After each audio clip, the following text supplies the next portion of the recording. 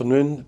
Welcome to the Full Scottish on Sunday, the 23rd of July. My name is Brian Liddy, and I'm joined here in the studio by two guests. Today we have with us, we've got Linda Fabiani and Mike Small. Welcome both as regular contributors and supporters. Linda, you were an SNP MSP until 2021 and Deputy Presiding Officer, so welcome. And, Yeah. and Mike, good to see you again. You're a journalist and you founded Caledonia. Thank you for giving up part of your Sunday afternoon for us. Hi. Thanks. So today's update on the situation in the Ukraine, day 515. A drone attack on an ammunition depot in Crimea prompted authorities to evacuate everyone within a 3-mile radius and briefly suspended road traffic on the Kerch Bridge linking the occupied peninsula to Russia on yesterday, the Moscow-installed regional governor said. Ukrainian President Volodymyr Zelensky said the bridge, which was also temporarily closed earlier this week after an attack on it, is a legitimate military target. Air defence systems were deployed early today in repelling another Russian attack on Ukraine's southern port of Odessa. The governor of the Odessa region, Ole Kipper, warned people not to film the air combat. UNESCO has confirmed Russia's attack on the historic centre of Odessa, which is protected under the World Heritage Convention. The Kremlin has said Russian President Vladimir Putin and Belarusian leader Alexander Lukashenko will meet in St. Petersburg today, 2 days after Moscow warned that any aggression against its neighbour and staunchest ally would be considered an attack on Russia. Russia criticised the US after the alleged death of a war correspondent for Russia's RIA news agency after what was claimed to have been the use of cluster bombs near the front line in Ukraine's southeastern Zaporizhia region. Russia's arrest of Igor Girkin, a former Russian intelligence officer and leading nationalist military blogger, will probably infuriate elements in the military as well as his fellow bloggers, according to UK intelligence. The US plans to announce a new military aid package for Ukraine worth up to $400 million as Ukraine's counter-offensive continues. President Zelensky said Ukraine's counter-offensive was about to gain pace. Following Vladimir Putin alleging that Poland harboured territorial ambitions in western Ukraine, Polish Deputy Foreign Minister Paweł Jablonski summoned the Russian ambassador in Poland to meet him. Mr. Jablonski said the meeting was very brief. President Zelensky said he spoke with NATO Secretary-General Jens Stoltenberg on the phone about sustaining the Black Sea Grain Initiative, as well as agreements reached during the Vilnius summit, and further actions regarding the integration of Ukraine into NATO. Ukraine's air defence units shot down 5 Russian combat and 9 reconnaissance drones over the past 24 hours, according to Euromaidan Press. The director of the CIA has been made a cabinet member of the US President. Joe Biden said the agency has been providing good intelligence delivered with honesty and integrity. So that's a rather fulsome update. Linda, I'll come to you first. Was there anything in there that caught your eye? Well, the issue about the grain, I think that's a hugely important thing. There was a lot of talk about it. I think it was the beginning of the week. A lot of news agencies reporting that there hasn't been an awful lot since that I've seen. So I see that there's been discussions, with President Zelensky, NATO, etc. But it's a real concern for the poorer countries in particular, if there isn't a way of getting out of Ukraine. So I think that's one certainly worth watching. That, and the other thing that struck me over the last few days was the arrest of, what's his name, Igor Girkin, who apparently has been arrested by the Russian security forces. So more about, the dissent within the ranks, I would think. So I think that's a really interesting development as well, and it'll be interesting to see what comes out of that. Thank you, Linda. Mike, what about yourself? Is there anything that you'd like to highlight from there? A couple of things. I think Linda's right that the sort of internal repression within Russia as a result of any dissenting voices against the war it intensifies, and this has a point where it's going to break. I mean, I think that the authoritarianism has always been there in Russia, but it's getting more and more repressive of any dissent, and there's a point at which that will have negative consequences for the regime. I think the other thing is that in terms of the optics, bombing Odessa with, I think there was 9 cruise missiles shot down by Ukraine. I think in terms of it being a World Heritage Site, you get those visuals flashing around the world of cathedrals and ancient cities being bombed, and that hits badly on the world stage. Thank you, Mike. So I'll move on to our first item today, which is the recent by-elections down south. There have been 3 by-elections in England. There's the Uxbridge and South Ruislip by-election, Somerton and Frome, and Selby and Ainstay. You're probably all aware of the outcomes, but each of the 3 main parties won 1 seat each.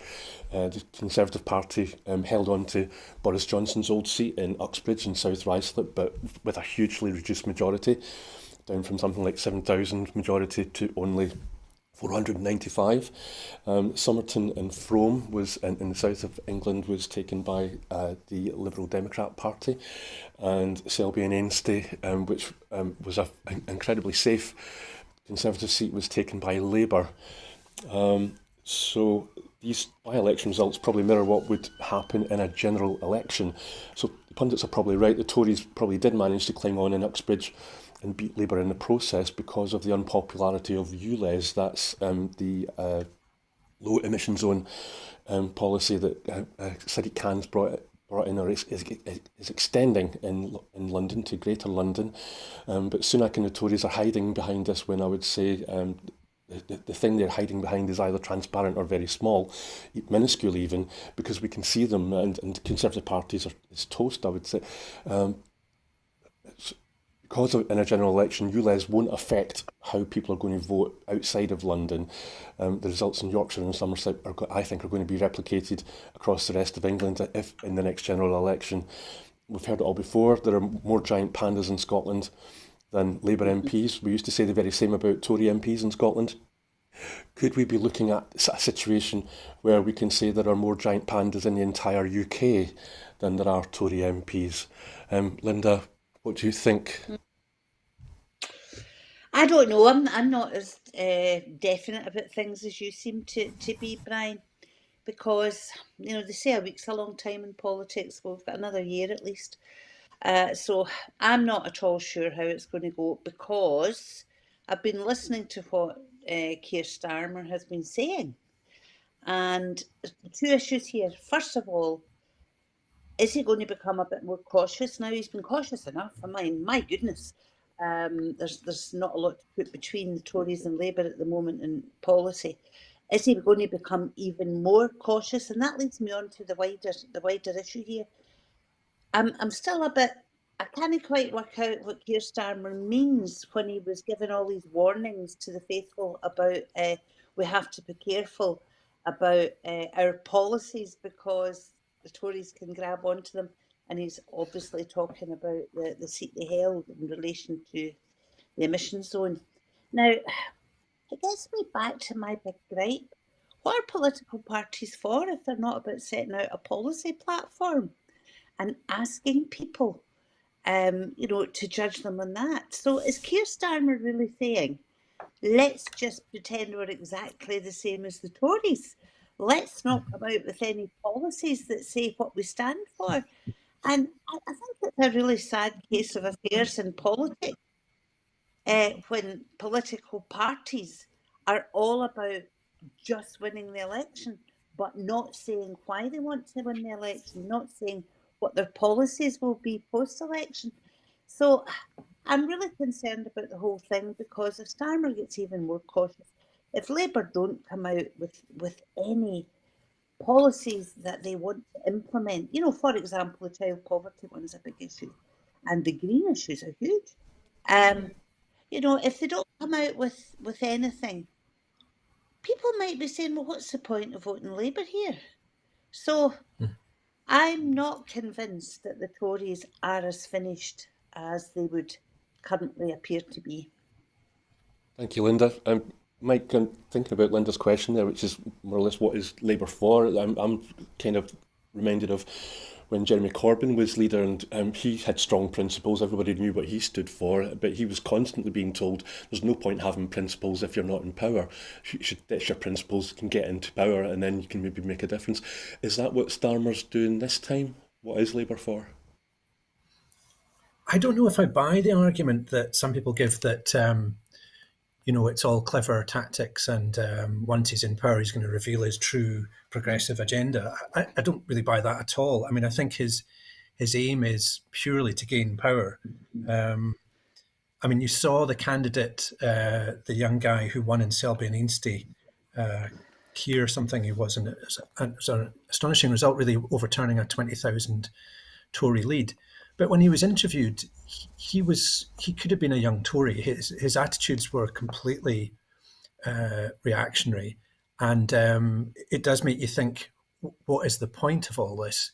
It seems that the sort of political capture of English politics is such that there's such a narrow bandwidth of acceptable politics that if you don't operate within that, then you will simply be destroyed, as Corbyn was. I think you can see in London with the low emission zones, they're immediately abandoning that, sacrificing Sadiq Khan and undermining devolution in London. And yet we see, which we'll talk about later in this programme, I think, the environmental crisis unfolding before our very eyes. And they're just abandoning a key policy in cities to make air quality better, which I'd remind us is actually a health policy. It's not really an environmental policy, because air quality is so poor. People are suffering greatly. So every day you just see the Labour Party abandoning policies right, left and centre in pure triangulation and in an effort to gain power. But it makes a mockery of democracy, because people don't really have a choice in a first past the post system if that's what Starmer's party are going to be like. Thank you, Mick. So just going back to something that you mentioned, Linda, which was the Green Party, and kind of chimes with what you've been saying, Mike, is the Green Party actually did quite well in all three of these by-elections and increased their votes by a fair wee bit. And Mike, just Sadiq Khan, I think he said that, I'll just try and be quick. Sadiq Khan said that we wouldn't drink dirty water, so why would we breathe dirty air?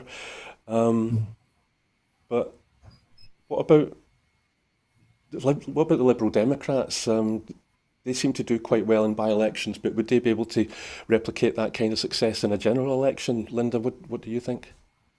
Well, I think they're still suffering generally from a credibility gap. Ever since the Nick Clegg stuff and ended up in coalition with the Tories, I think that did untold damage that's still a bit there. So is the Lib Dem vote a protest vote a lot of the times? I suspect it is in England. It would seem to be. So I'm not convinced that they'll come up with anything wonderful in relation to the general election. But it's hard enough at times to remember the name of the leader, never mind what they actually stand for. So I don't see them as a huge force. Thank you, Linda. And Mike, I mean, do you think, are there any safe seats anywhere in England? For the Conservatives, you mean? Yes, I'm sorry, yes. No, I mean, everything points to complete wipeout of the Tories, which is all they deserve for their horrendous years in office. The problem is that the incoming government is so hollowed out, the incoming Labour Party is so hollowed out and loss of all principle that we are in a situation where you've got kind of political churn. We've been in this situation before where the art of politics is reduced to getting the Tories out, and we keep our eye off the ball of what we're actually for or what the intention is to replace. And that makes a travesty of British politics. Thank you, Mike. And there's been talk about whether there would be a general election on the backs of this by-election result. a snap general election, or certainly sooner than next year. If if not a general election, would either of you think there's going to be a cabinet reshuffle? Linda, do you think? Oh my goodness. I don't think they'll, do you know, I'd quite like to be proved wrong, but I don't think they'll call a snap general election. I think they'll hang on to power with their fingernails as long as possible. Cabinet reshuffle. There's been a few of them, and we haven't seen much change there. I'm always amazed by the Tory government's cabinet reshuffles because you think they've got the worst possible people there. I thought that about Priti Patel, ended up with Suella Braverman, so I'm not convinced that any cabinet reshuffle will make any difference anyway. He might have to do something because Ben Wallace is, going and stuff, but we'll see. We'll see. Some change, no change, is how it appears to me. Yeah, Ben Wallace said he'd heard rumours that there was going to be a cabinet reshuffle just before he resigned. Mike, have you any thoughts on that? I don't know enough about the dregs of the Conservative Party to know if there's people that would improve their chances. I very much doubt it. Okay, that's maybe a good note to end this item on. We'll move on to. Oh, the voice in my ear is asking us maybe to stay on this a wee bit longer and talk about voter turnout. By-elections are generally not well turned. They don't tend to have high vote turnouts anyway. But apparently, the turnout in this one has gone from something like the high 60s in all three seats to something like 45%. Linda, as somebody who has actually been a politician, you get any thoughts on what that might mean for? Are these voters going to turn out again in a general election? Well, I was reading an article this morning which was actually tracking turnout in by-elections, and it was 45%, which apparently is not hugely different from what you get in by-elections. So it doesn't seem a huge change there. One would have thought perhaps that because of the state of the country, the turnout should have been higher, with people, really wanting to make their vote heard. My concern is that didn't happen, and it may be because folk are so ground down, absolutely ground down with what's been going on, that they haven't bothered. And also back to that thing about Labour not offering any policy platform that people look at and say, I really want to support that. So I think, yes, that is a problem. And it may become the general election if Starmer carries on with this caution and the way that he is. It may be that it is a forerunner of a low turnout for the general election too. Thank you, Linda. And Mike, this general election was there was voter ID in place for this by-election, these by-elections, I'm sorry. What do you think about voter turnout? Will these voters stay away at the next general election? Yeah, I think voter ID is really voting. It's a tactic to stop people voting. It's a solution to a problem that doesn't exist. I think Linda's right. It's a kind of mass disaffection because of the lack of clear alternatives, and I think it's also summer holidays. People are either on holiday or they're, as Linda said, ground down by the whole experience of the British political system. Yeah, I think you're probably right. It probably is a reflection of what people think about what's actually going on in Westminster. So I will move on now to the next item, which is there's a snap general election about to take place in Spain. So Spain's poised for a shift to the right as polls have opened and suggest a Conservative PP will need the support of the far-right Vox party to form a government. Spaniards are heading to the polls to vote in a bitterly contested general election that could see the far right play a key role in government for the first time since the country returned to democracy after General Franco's death 5 decades ago. The vote called 2 months ago by Spain's Prime Minister, Pedro Sanchez, after his Spanish Socialist Workers' Party, the PSOE, suffered a drubbing in May's regional and municipal elections, and offers people a stark choice between the left and right blocs. Sanchez has depicted Sunday's vote as a crucial showdown between the forces of progress and the forces of reactionary conservatism. The Prime Minister argues that only the PSOE and the new left-wing Sumar alliance, led by Spain's, it might be Sumar alliance, led by Spain's Deputy Prime Minister and Labour Minister Yolanda Diaz, can defend and deliver the progressive agenda he has pursued over the past 4 years. Diaz, meanwhile, exhorted people to get out and vote so that Spanish society doesn't go back 50 years, while the opposition Conservative People's Party, the PP, is expected to finish first. Polls suggest it's likely to fall short of an absolute majority and will have to rely on the support of the far-right Vox Party to form a government. Alberto Núñez Feijóo, forgive my pronunciation, poor pronunciation, the PP leader, has faced fresh scrutiny over his relationship with Marcial Dorado, who was arrested in 2003 and subsequently jailed for offences including drug trafficking, bribery and money laundering. Mike, have you been able to keep up to date with political events in Spain?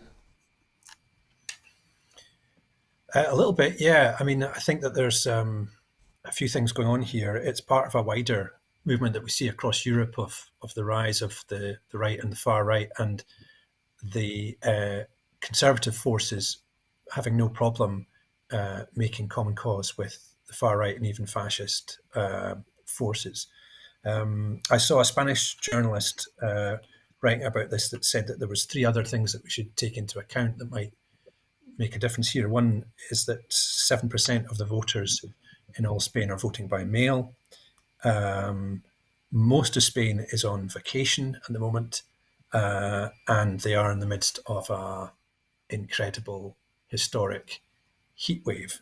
So there are some things that will dramatically alter turnout. I noticed also that if you look at what the politics of this are, Maria Guardiola, the PP leader, unveiled a huge banner in Madrid the other month, and the symbolism on that banner had a huge fist smashing images which represented feminism, LGBT ideas, Catalan independence, and ecology. And so you see this convergence of the most reactionary forces coming out in Spain that we see also in Britain and in Italy and in France. It is fueled by the culture wars, reactionary in terms of gender politics, and part of the backlash that we see against the environmental movement, which is kind of incredible given what we're experiencing at the moment. But I think we should see this not just as a right-left battle, but that banner was quite significant in terms of the images that these people think that they're defeating. Thank you, Mike.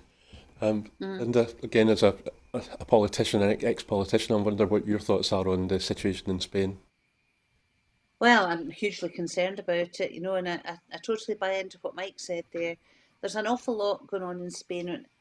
One of the things that I think is really interesting is that it's only in comparatively recent years that Spain has even properly started to come to terms with what happened to the country during the Franco years. It's comparatively recently that people have started talking openly about what happened to their families, to their friends, to their communities during the Spanish Civil War and beyond, because for decades beyond there were effects. And of course, a recent initiative, fairly recent initiative, which is about people being able to identify the graves of their families, etc., and talk openly about it.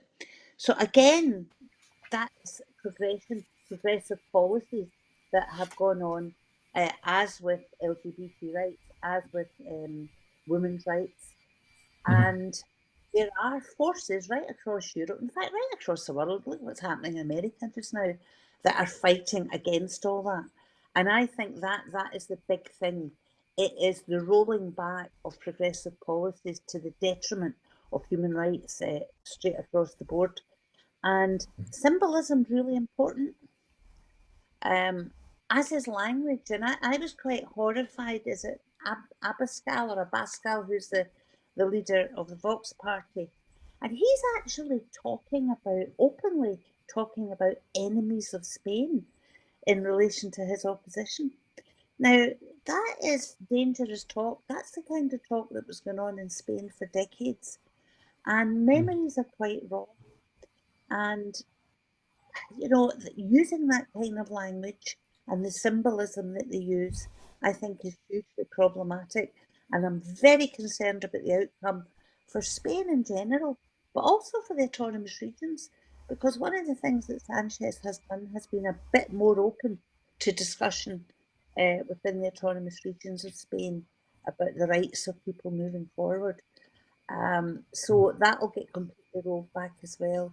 So I hate to think that some of the really good things that have been getting done in Spain over the last while will get rolled back, and may in fact get rolled back fairly quickly. And I know we've always had, right across Europe and beyond, parties who are to the right of centre. It seems to me now that the right of centre parties are moving even further right and willing to, you know, to go into coalitions with the far right, and that's hugely concerning for us all. Thank you, Linda.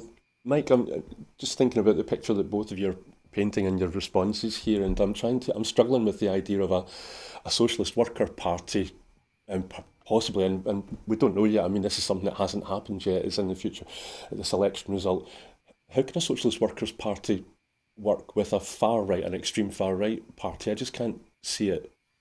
Wouldn't that just be chaos?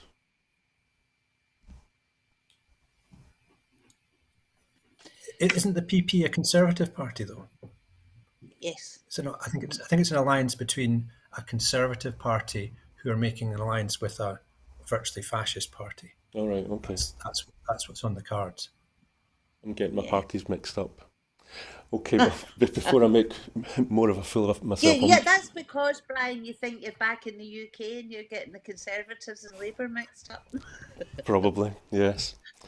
That template in my brain. I'll move on. Before I make any more major mistakes, I'll move on to the next item, which is climate change. British tourists said they had been left in a living nightmare after wildfires caused the emergency evacuation of 19,000 people on the Greek island of Rhodes. More than 3,000 people were rescued from beaches and another 16,000 taken to safety on land as flames intensified in the southeastern region of the island on Saturday, that's yesterday. The wildfires, which began 6 days ago, had prompted the biggest evacuation from a blaze in Greece's history. The Athens government said on Sunday. The British travel companies Jet2 and TUI cancelled flights to Rhodes on today, as officials warned of further fires due to the prolonged heatwave across southern Europe. EasyJet said its flights to Rhodes were operating as normal, but that it would continue to monitor the situation. A spokesperson for Jet2 said its 5 aircraft would fly to the island without passengers and would bring home those due to leave Rhodes on scheduled flights. TUI said it had cancelled all flights and holidays up to and including this Tuesday coming the 25th of July. However, TUI was criticised for flying holidaymakers out as late as yesterday evening, when many hotels had been evacuated due to the worsening situation. So, Mike, I'll come to you first because you had a piece in The National, was it today or yesterday, where you said that the issue of climate, refugees and radically altered tourism patterns looms large, and you quoted the geographer Cameron McNeish, who raised a pertinent question: how is the Scottish Government preparing for future tourism when Brits won't want to travel to very hot countries and Europeans come to Scotland to escape the heat? What new infrastructure is planned? Yeah, I mean, I love that. EasyJet quote, flights are running normally to Rhodes. I mean, it's the height of profiteering. I mean, we can see the climate of Europe changing before our very eyes. And the point that Cameron was making was that the tourist travel is going to flip, or is already flipping, where it's people from Southern Europe coming to Northern Europe to escape the heat. In the past, we would fly south to get some sun. Now, flying south to get some sun is going to look like Rhodes. That's the reality. And for all the climate denialists out there, this is just an undeniable reality in your face. So the problem I was writing about today in the Sunday National and on Bella was that Scotland really isn't doing anything about this. We don't have a strategy for this radically altered condition. So, for example, I was highlighting how the travellers through Edinburgh Airport are on the rise, millions and millions of people. And this is just thought of as a great thing, a social good. It's unquestioned. If you question it, you're seen to be crazy. And I was also highlighting the fact that they're creating a huge cruiser terminal outside Stornoway Harbour for cruise ships to land there.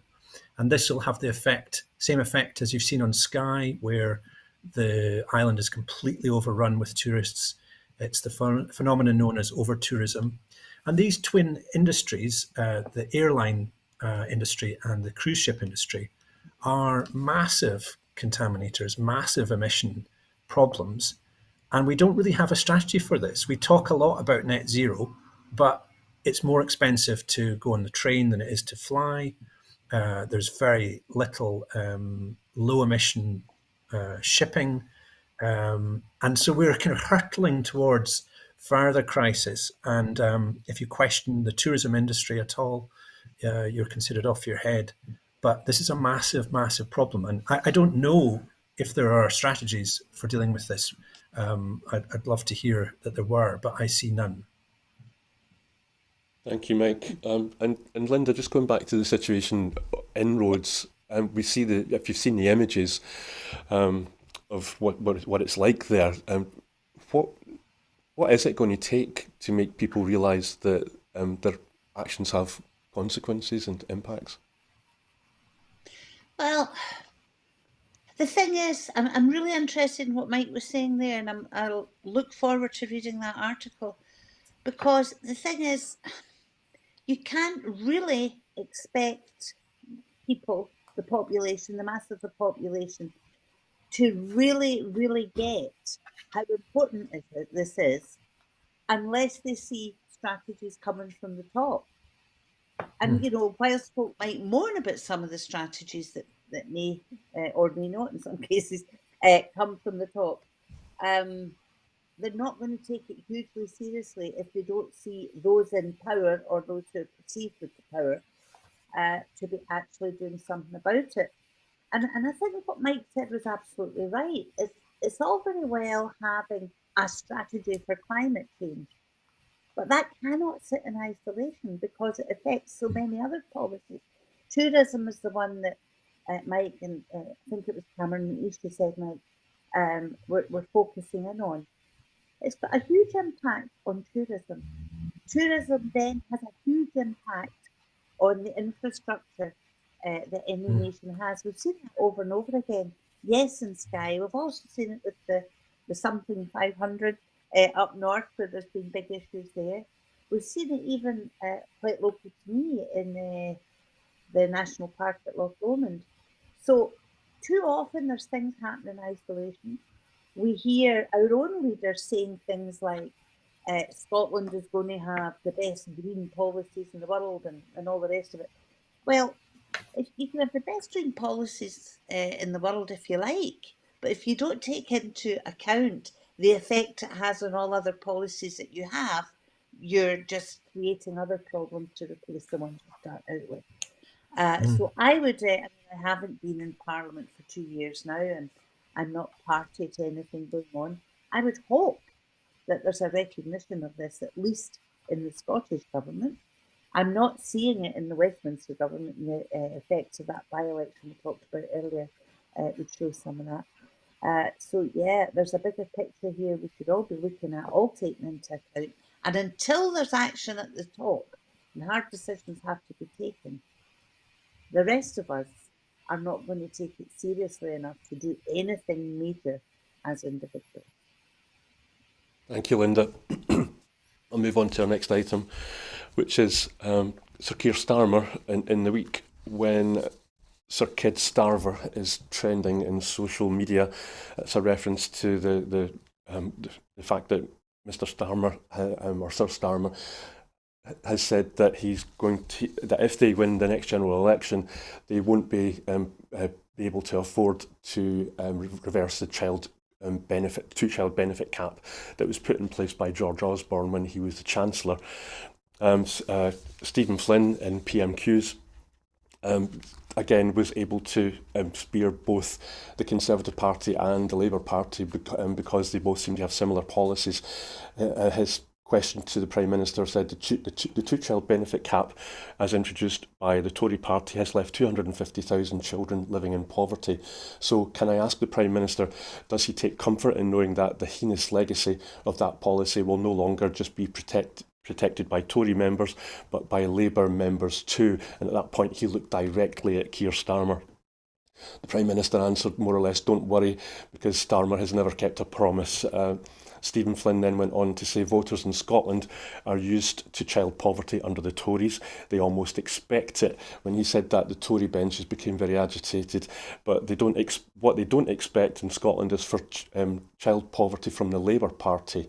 If you look closely, you'll see a shiver running along Labour front bench looking for a spine to run up. The Tories became even more agitated at that point. Does this not tell us something much bigger, that for children living in poverty in Scotland, Westminster offers them no real change and no real hope? The Prime Minister recited George Osborne's original reason for creating the two-child policy benefit cap and said that the best way out of poverty is through work. Linda, what do you think? What do you think of the current dispute? Well, it's not a dispute. The current stramash over Starmer's comments. Well, what did you say they're calling them now? I took a conscious decision to come off social media, which I haven't regretted since I did it. So I wasn't aware of the kid starver analogy that's going on, but it reminds me of Thatcher milk snatcher some decades ago. So yet again, the leader of the Labour Party is the former leader of the Conservative Party. Well, it's back to the earlier discussion we had, Brian, isn't it? About you can't slide a credit card between the policies of Labour and the Tories. But I think what annoys me more about this whole thing is Scottish Labour. There's a bit in me as a former politician that recognises the difficulty of coming out against your leadership. I get that. However, what I don't get is the absolute hypocrisy of Scottish Labour when they stand up in our own Parliament, in the Scottish Parliament, and try and pretend it's all the current Scottish Government's fault.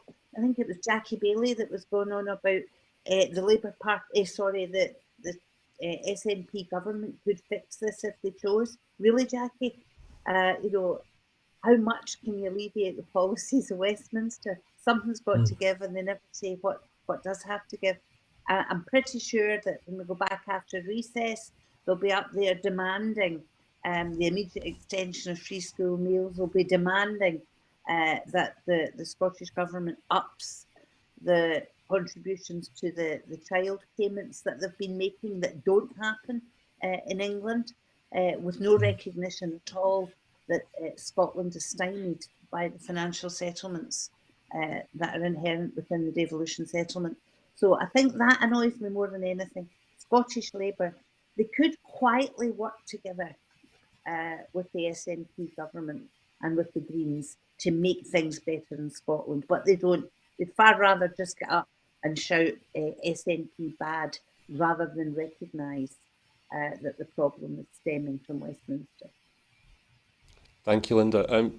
Mike, it is interesting watching this argument unfold from Scotland, here in Scotland, isn't it? Because, as Linda was saying, Scottish Labour's position on this, well, they seem to be split. Both Jackie Baillie and Anas Sarwar have been interviewed recently, and they've both used that phrase, let me be clear, or we are clear on this. But is it Mercedes Villalba and Monica Lennon have both come out against this, and I said that the policy should be scrapped. That's not really a question, but what do you think? Yeah, it was interesting to see that a handful of Scottish Labour MSPs and MSPs actually being clear and rejecting it, whereas the leadership came out with extraordinary statements saying that they were totally against it, but they accepted Keir Starmer's position. It's just kind of absurd politics. It's just sort of bizarre things to say. It doesn't make any sense. I mean, if you strip it back, George Osborne's original policy didn't make any sense either, because, as we know, it's in-work poverty that is massive, and people suffer from low wages and what's known as the precariat of people in very precarious jobs. And so the policy didn't make any sense. It was more a signal. It was more like part of the culture wars to punish people who had too many children, and you get this distinction between the deserving and the undeserving poor. So it never made sense in any case. But I think what you're seeing is Labour sort of framing this as, we're coming into office, there's no money left, is one of the phrases used, which is a complete abdication of responsibility, because it's a political choice what your social policy is. And they do have money for lots of things. This is just extraordinary politics from Labour, because it's something that would be politically popular to abolish the two-child benefit cap, which leads me to think that this isn't about clever politics. It's about the actual ideology behind Starmer's Labour Party. They're not playing clever and then going to reveal a progressive agenda once they're in. They are a more right-wing Labour Party, and it's very clear and very obvious now. Thank you, Mike. Linda, Christina McKelvey, MSP, SNP MSP, tweeted about this. She said, on the back of the disgusting revelations from Sir Keir today, I would like to remind folk that the game-changing Scottish child payment doesn't have a two-child cap and no rape clause either. And Stephen, just to echo what Mike, you were saying, Stephen Flynn, I tried to find the interview for the source, but couldn't after the first time I saw it. He said more or less what Mike said. It would only cost something like less than 1% of the Westminster's budget to totally eradicate child poverty. And so I was kind of thinking that Keir Starmer, he said that he's making a tough decision here, but it seems to me that he's not making a decision at all. They make what they call tough decisions against people that can't fight back. It's what they do all the time. It's always the least advantaged people in society that apparently have to bear the brunt of so-called tough decisions. You know, why not start making some tough decisions about those at the top of the money tree? Why not go back to what used to be Labour Party principles and start looking at the entire tax system, for example? You could even start with just tightening up some of the loopholes that are there. I cannot believe that we have a Labour Party in the UK now which not only is willing to accept the levels of child poverty that we have, willing to accept the levels of working poor that we have, refusing point blank to even consider doing anything to eradicate some of this. How long are the trade unions going to still pretend that their leadership supports what Labour are doing? There's some notable trade unionists who have been out against some of this. I would like to see more of it. You don't even have a Labour Party now that's backing the workers in any way, and that was the founding principle. So I'm going to stop now, because I could rant on about this and I forget what the original question was, Brian, because it annoys me so much. We'll look to Mike for a bit of sensible pulling this back. The questions aren't very well phrased when I'm on this show, Linda, so thank you for your patience with me. Mike, could the Scottish Government afford to abolish child poverty, do you think? It certainly could if it got rid of Trident, I would imagine, but that's maybe a bit glib. Bairns, not bombs, yeah. I think under the present circumstances they could be doing more, but the £25 a week per child under 16 is already having a big effect, according to poverty projects and institutions. I mean, there was a report out this week from an English university, I don't know, it was Nottingham, that showed that 250,000 children had been cast into poverty as a result of the UK benefit policy. So it's a simple measure that could make a huge difference. And I think Linda's right that there is cracks appearing in the Labour movement, either with the dissenting people in Scottish Labour who think, well, I can't stomach this. This isn't what I was signed up to. And this is also going to be indefensible at the next general election. And as Linda said, in the wider labour and trade union movement, people rejecting Starmer's take and opposing it. So it will be interesting to see. I think Starmer will be emboldened by his victory in where was it, Selby and Ainsty, and has already indicated that he'll be pushing further to the right. But there is a problem with that, because at a certain point, the movement cracks and people say, I'm not going to support that. So we'll see what happens. Thank you, Mike. I did a wee bit digging and trying to find out if Scotland could afford it, and looked on the Scottish Government website. There was a statement that said that the financial situation facing the Scottish Government is by far the most challenging since devolution. As a result of inflation, the 2022-23 budget is worth around £1.7 billion less than when it was introduced to Parliament in December 2021. In addition, we face significant and entirely understandable demands from public sector workers for pay increases that reflect the increased cost of living. The Scottish budget in 2022-2023 is £56.5 billion. Linda, as you were used to work in Holyrood, what do you think? Could the Scottish Government afford it if they wanted? Well, the thing about the Scottish budget too, it's generally, I say generally because there are hoops round about it, generally it's a fixed budget that actually has to balance at the end of the day. And so, whenever you spend money on one thing, you have to take it from something else. So technically, yes, okay, the Scottish Government could, do more for child poverty, but where does the money come to allow that to happen? The minute you say you're taking it from the health service, for example, that's hugely problematic. The health service needs everything it's getting right now. Do you say you're taking it from education? Oh, there would be an absolute uproar, especially from Scottish Labour, about that as well. So it's not as simple as, saying, yes, you can do it. It's a yes, you can do it, but there has to be a consequence for that.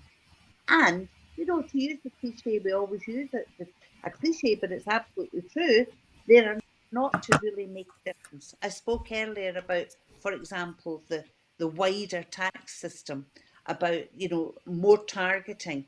The Scottish Government can really just play around the edges with that, with their tax varying powers. And that does have consequences too, the way the setup is. It does not have the big decisions, the levers to make the big decisions. You mentioned Trident, Brian, which isn't glib as far as I'm concerned. The billions that are thrown into weapons of mass destruction in the UK, huge, and lots of things could be done if that was radically rethought. So technically, yes, they can make a difference, but the reality is that difference is only if something else is hugely disadvantaged by it. There's a very, very fine balance that has to be walked by the Scottish Government. Okay, thank you, Linda. So let's move on and have a wee chat about independence. Stephen Flynn has challenged the UK government over an attack on Scottish democracy. The SNP Westminster leader wrote to Simon Case demanding clarity on why the democratically elected pro-independence Scottish government should be stopped from doing the work it was elected to do. Mr. Flynn has warned that if the UK government is not interested in I'll get onto that, Linda, sorry.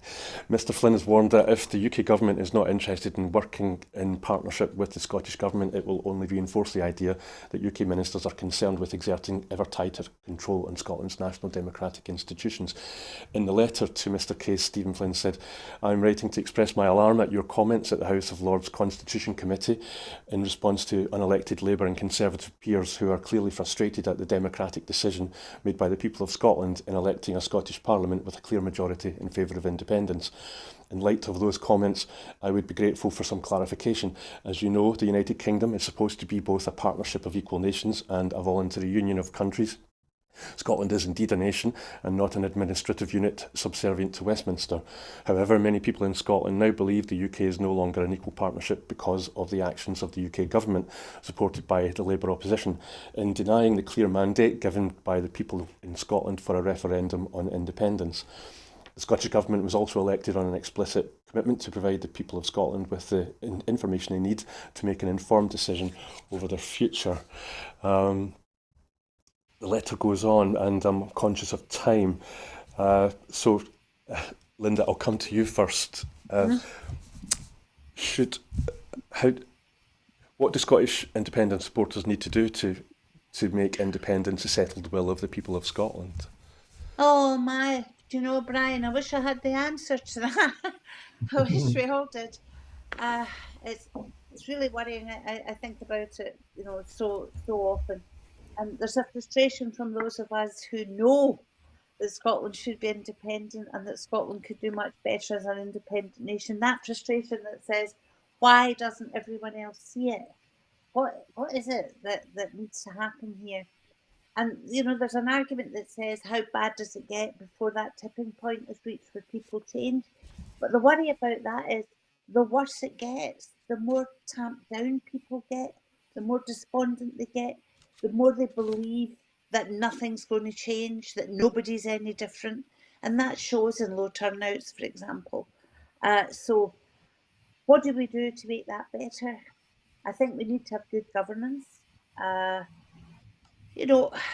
think we do have fairly good governance in Scotland, regardless of all the problems that have been going on that we don't have time to go into.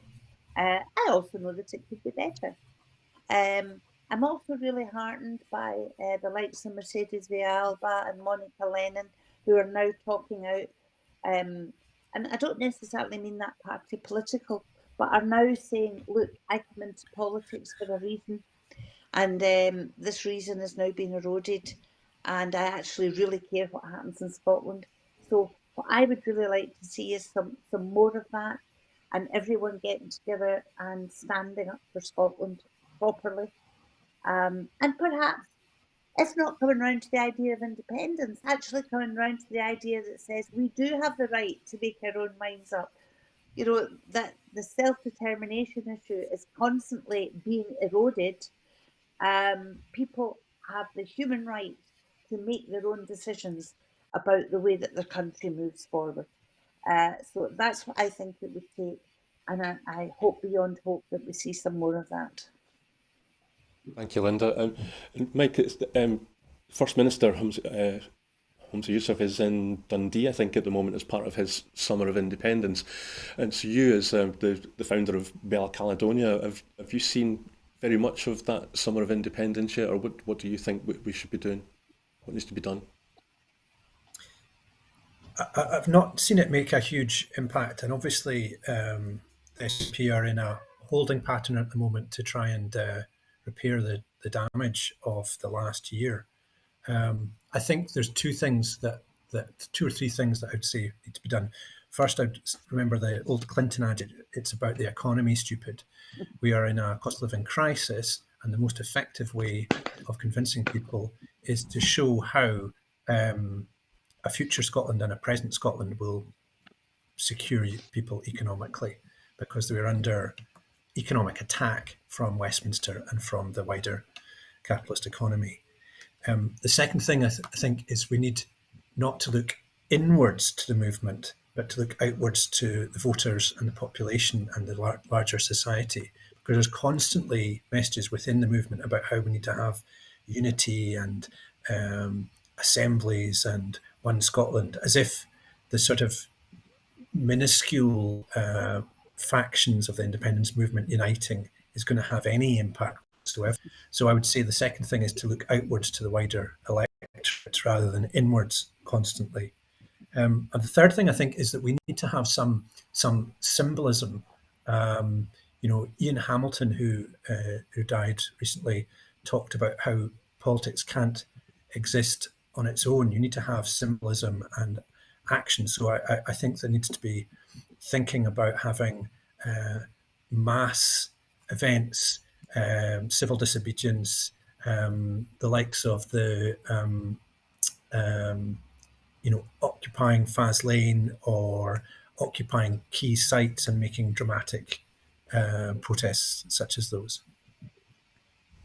Thank you, Mike. I'm kind of thinking at the moment about the previous item about the difference in the split opinion in Scottish Labour over Keir Starmer's recent announcement about the child benefits cap, and it seems to me that the fact that Anna Sarwar and Jackie Bailey are saying that Scottish Labour is going to have to stay in line with the UK Labour stance, doesn't that kind of show that really there's no real choice if you vote Scottish Labour, because you're just going to get UK Labour. Linda, I don't know if you want to maybe tackle that. We've only got a couple of minutes. Yeah, well, I think that's absolutely right. There are those in Scottish Labour in positions of power in Scottish Labour that, to me, are more unionist than they are caring about Scotland, and I think that's causing some of the splits in Scottish Labour at the moment. So yeah, I mean, what is the difference? I always feel a bit sorry for England, because at least in Wales and in Scotland, people do have a choice of forging a different path. So, I really hope that the likes of Monica and Mercedes are emblematic of many people within Scottish Labour who are now saying, "Oh, here, wait a minute, no, that's just a step too far." So yeah, and I think that's right, Brian, what you say. Thanks, Linda. And Mike, I feel like I'll have to give you a right to contribute to that. Because it's true, isn't it, that you could vote for independence, and in an independent Scotland, you could then vote left. You don't have to vote SNP. So we could be independent and be left wing at the same time, no? I sincerely hope so. Yeah, absolutely. I think what we're seeing, though, is that there was an assumption recently that the SNP was collapsing and would be replaced wholesale by Labour at the next election. And I think that's looking increasingly unlikely. Not that there might be significant changes, but the idea that Labour will be a massive beneficiary in Scotland, I think, is highly dubious, particularly because of the agenda that Starmer's putting forward. What we need to watch out for is just that people have a complete mass disaffection with politics because they don't believe in anybody. I think that's a danger that we should be alert to. Yes, thank you for that, Mike. Well, so we've run out of time now. You'll both be pleased to know. Linda, thank you very much for giving us your time again on a Sunday afternoon, and Mike, also thank you very much again for both of your insights and for putting up with my poor questioning. But that's the end of the show. So I'll let you get back to the rest of your weekend. So that's it for this week's Full Scottish, but before I go, I just want to remind you that here at Broadcasting Scotland, we depend on the generosity of our supporters. So to everyone who has donated and to everyone who has signed up to make a regular monthly payment, we thank you very much. You know that our programmes will always be free to view. However, if you can afford £5 a month, please do consider becoming a Broadcasting Scotland supporter. Right now, we have a pressing need to raise £30,000 to pay our bills and to ensure that we are able to continue making programmes. We have raised over £9,000 so far, but we really need to raise the remaining £21,000 as soon as possible. So thank you again to our guests, Mike and Linda, and thank you for watching. So goodbye, and we'll see you next week.